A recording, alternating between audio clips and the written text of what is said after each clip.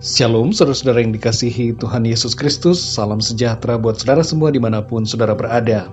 Damai dan sukacita oleh Roh Kudus melimpah senantiasa dalam hati dan kehidupan saudara semua. Ayat renungan saat ini terdapat di dalam Matius 10 ayat 28.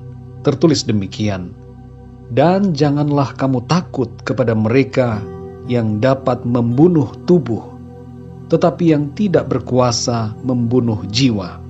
Takutlah terutama kepada Dia yang berkuasa membinasakan baik jiwa maupun tubuh di dalam neraka."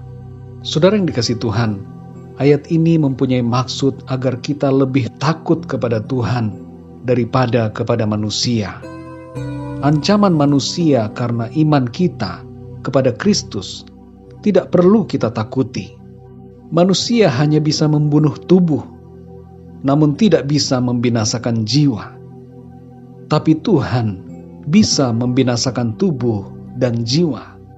Itu sebabnya kita perlu untuk takut akan Tuhan, bukan pada manusia. Meskipun ayat ini berbicara dalam konteks penganiayaan dan resiko iman, namun ternyata ayat ini juga punya makna tersendiri yang berhubungan dengan rasa takut kita hari-hari ini. Tantangan dalam mengikut Tuhan dan dalam perjalanan kehidupan membuat kita seringkali diperhadapkan dengan rasa takut. Tantangan itu juga banyak kita rasakan beberapa bulan ini, saudara. Ketika wabah virus penyakit menyerang dan menimbulkan rasa takut akan kematian. Kita menjadi takut untuk bertemu orang lain. Banyak orang menjadi takut bertemu dengan sesamanya. Dan takut dengan berbagai situasi yang ada. Saudara yang dikasihi Tuhan, rasa takut tidak menolong keadaan kita. Justru kita akan menjadi penuh dengan kecemasan dan kekhawatiran yang tidak seharusnya. Tapi kalau kita mau mempercayakan hidup kita sepenuhnya kepada Tuhan, maka kita akan dipenuhi dengan sukacita.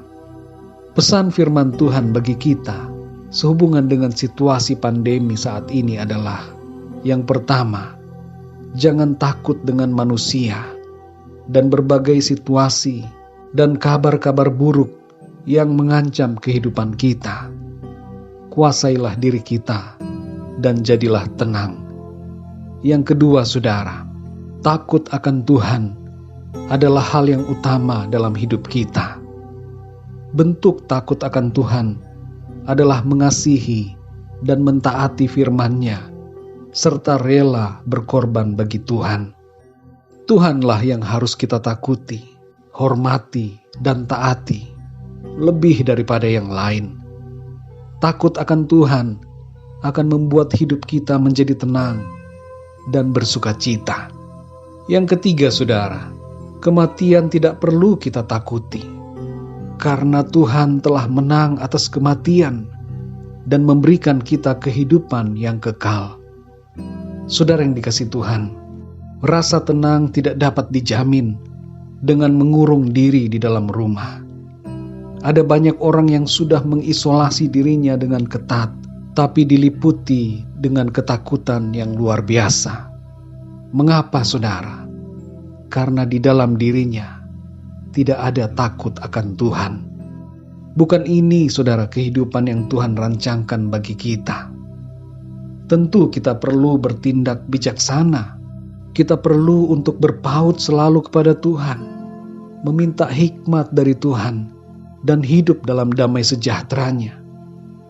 Pesan penting dari renungan hari ini adalah, kalau kita hidup dalam takut akan Tuhan, maka ketenangan dan sukacita akan memenuhi hidup kita.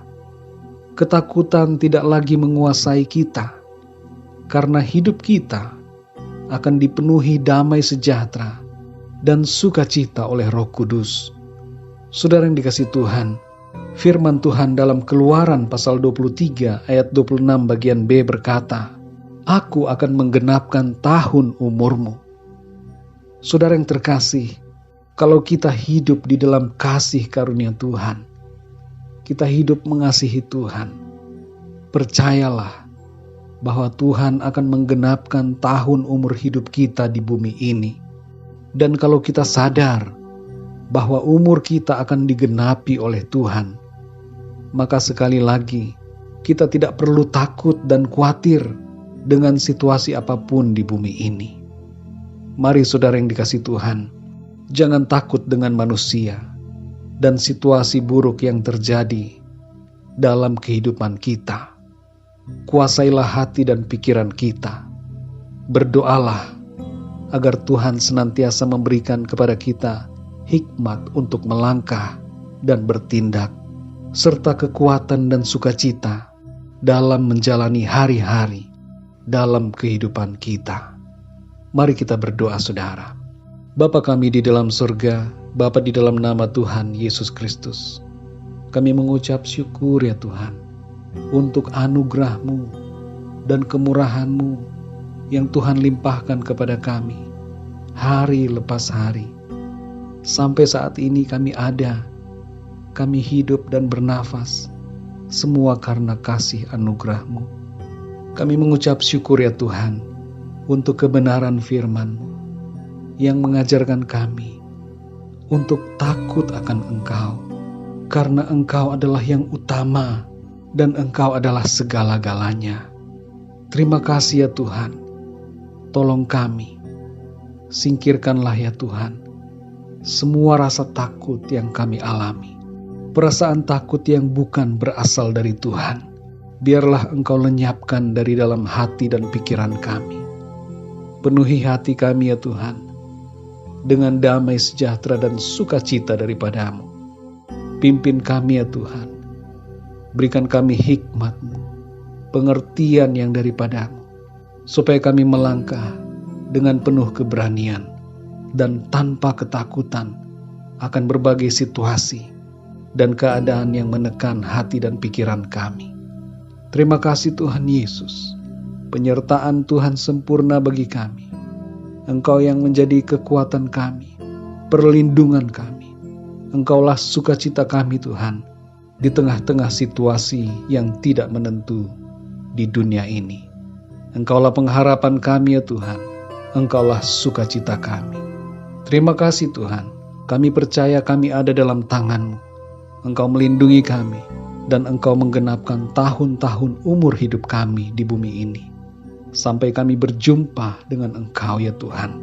Terima kasih ya Bapa, di dalam nama Tuhan Yesus Kristus, Tuhan dan Juru Selamat kami berdoa dan mengucap syukur. Haleluya.